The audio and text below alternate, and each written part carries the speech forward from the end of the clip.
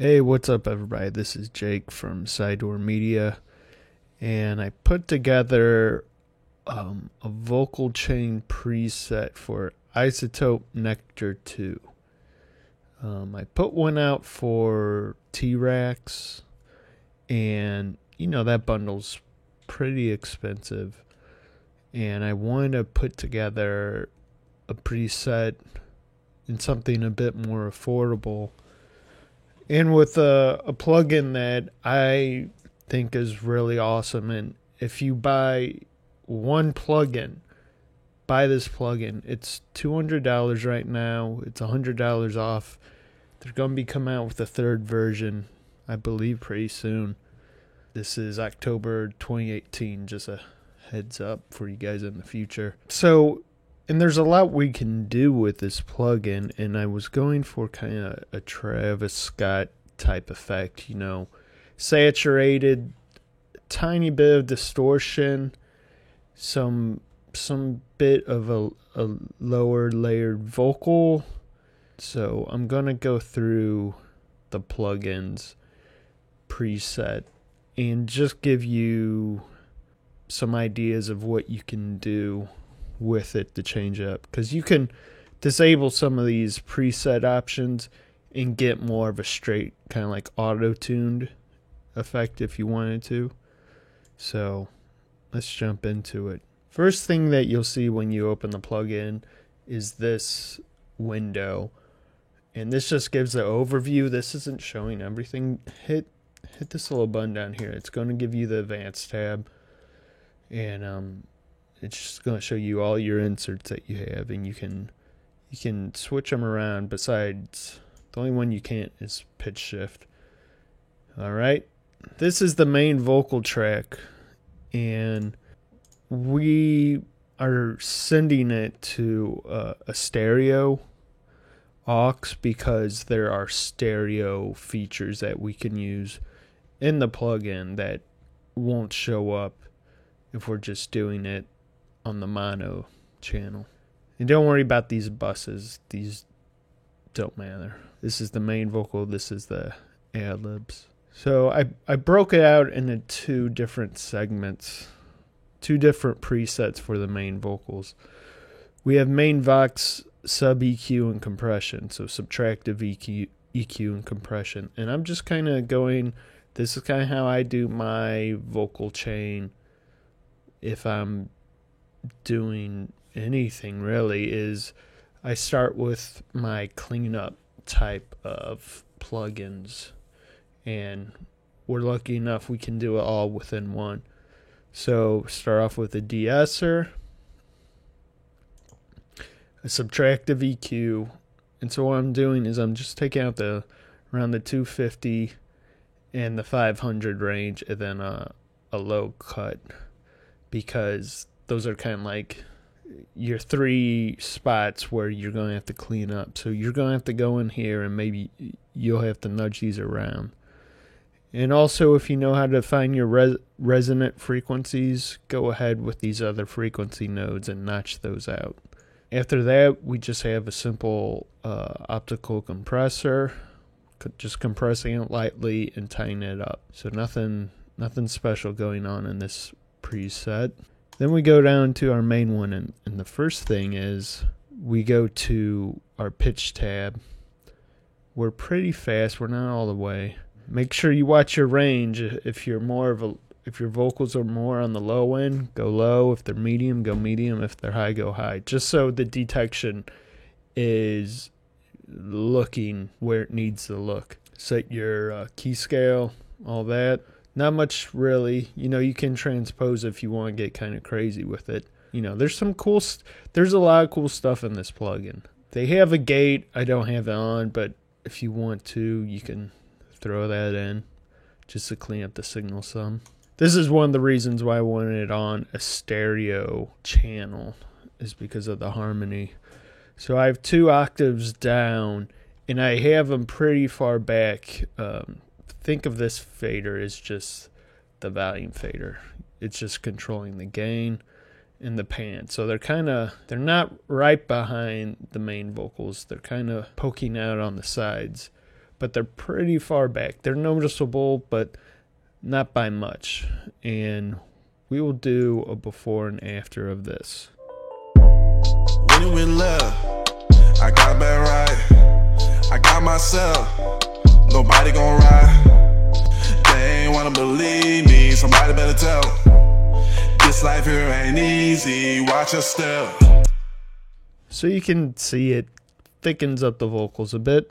Then we have saturation, and like I said, this is more of a Travis Scott, so I kind of really juiced it up, and I like the analog style, but click through these. Then we go to compression, and we're going pretty heavy on the compression, almost 12-to-1 ratio. Just squash it. EQ, we are cleaning it up again because we've added in some of this stuff, saturation, harmony. So we're cleaning up that a bit, and then we're doing presence boost and a bit of air. So we'll do a before and after of this. When you went left, I got back right. I got myself, nobody gon' ride. They ain't wanna believe me, somebody better tell. This life here ain't easy, watch your step. It is what it is, can't go back in time. So it's just helping us cut through the beat. When guys are wondering why their vocals are having a hard time sitting in the beat but still having that presence, it's because you got to focus in on this. You really got to get this tweaked in, and that will cut through the beat for the most part. Then another de-esser. That's the great thing about this all-in-one is that here we only have, 10 slots, so you have to be conservative of what you do, or else you can run out. You can send that audio to another track and then add more processing, but this is great, because we've only used 2 plugins and have done a ton. Then I'm limiting it just to squash it more. And then we get down to the FX section, this is where we can start to change a few of these FX depending on what type of vocals we're looking to achieve. So like I said, with it being Travis Scott, I'm doing a bit of distortion and overdrive. They have a decimate here, and this is like a bit crusher.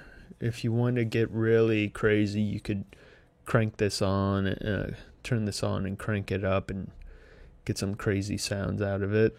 And then the modulate tab is really cool because I'm using the flanger, but we have a phaser. So that's phase shifting. And then a chorus, which if you want to get kind of more of a widespread vocals, you can go there. I don't use the repeat at all. I'll do a before and after of this though. When you went left, I got back right. I got myself, nobody gon' ride. They ain't wanna believe me, somebody better tell. This life here ain't easy, watch your step. It is what it is, can't go back in time.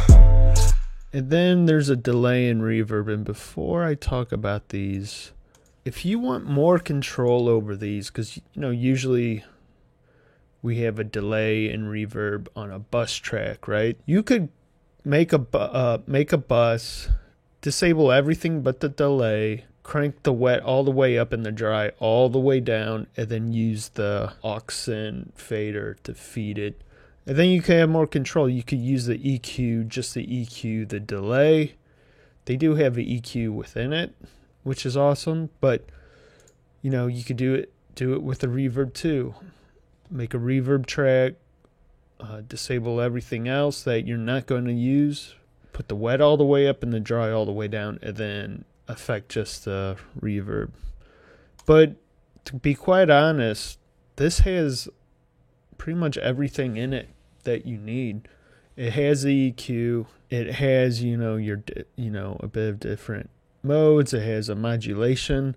Even has like this distortion. But what I'm doing is doing a 1/32 delay. And so it's kind of a slap delay. It's not that noticeable, but it's there. We'll do it before and after. When it went left, I got back right. I got myself, nobody gon' ride. They ain't wanna believe me, somebody better tell. This life here ain't easy, watch your step. It is what it is. So like what I would do is I would make another delay just on the bus and have it be like a 1/8 delay. Or if you want to do delay throws, have a bus with like a 1/4 or 1/2 delay. You know, just make sure to set your wet and dry. Wet 100%, dry 0%. Or else you're going to have like a volume change, because you're going to have some of that dry signal there, and then you're going to have you also feeding it some. Then reverb, nothing too crazy, just to give it some space. But like with the delay, you know, the reverb section also has pretty much everything you could want. It has a pre-delay, it has an EQ section, it has saturation, even has a bit of width that you can play with. I'll do it before and after. We're at 2-second decay, 72 millisecond pre-delay. Just give it a bit of space so it's not as washed out. When it went left, I got back right. I got myself, nobody gon' ride.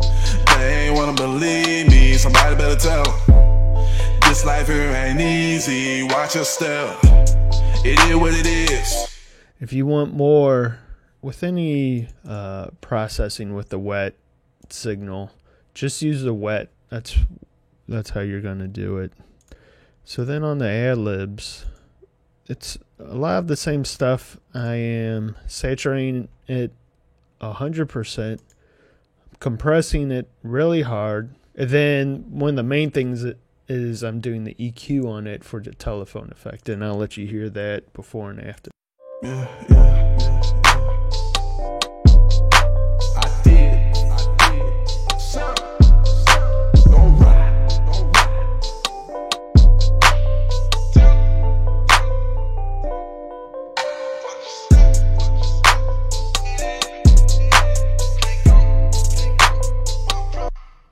All right, that's just it helps with it. It makes it not overtake the main vocals. Yes, it's lower in volume, but I'm kind of trying to give it its own little frequency pocket. And I like the telephone effect. And I also have the output gain low. I'm trying to match like the input, because it gets loud when you throw all this stuff on, because we're limiting it like crazy. And then we're overdriving it 100%. That's where the loudness comes in. When you get about here on the fader, it gets loud. And then just a quarter note, no EQ on it, though you can if you want. And then reverb, no pre-delay, because I kind of want to wash it out. And it's 100% wet, so it's really washed out. I'll let you hear it before and after with that.